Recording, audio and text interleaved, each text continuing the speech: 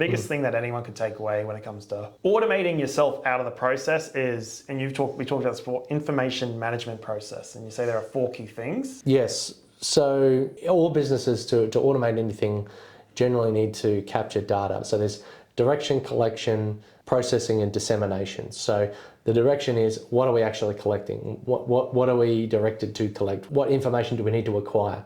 So whether that's customer information, we probably don't always need a date of birth, or we probably don't need.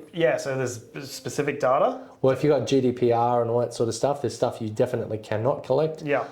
Maybe there's something that is good for, not all customer information. Maybe it could be finance information or something to do with, are we going to do a credit check on them or something like that? Then, collection, they kind of do marry into the two. Yeah. So the collection is actually going about and doing it. How are we going to achieve that? Using online forms, doing surveys and things like that. The processing is, you could use workflow rules or automations to route that information or run reports that give you an insight based on that data. And then the dissemination is what you actually do with it. So what do you do as an output to that? Do you deliver a service? Do you send an email back? Do you make a call, do a service call or something like that? Yeah.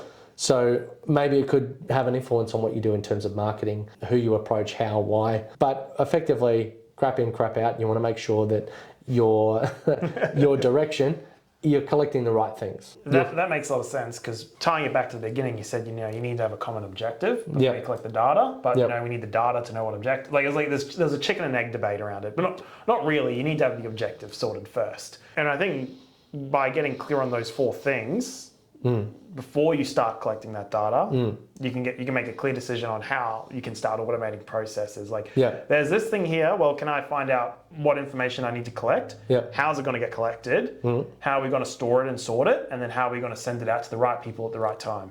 Or what are we going to do as a result of it? Absolutely.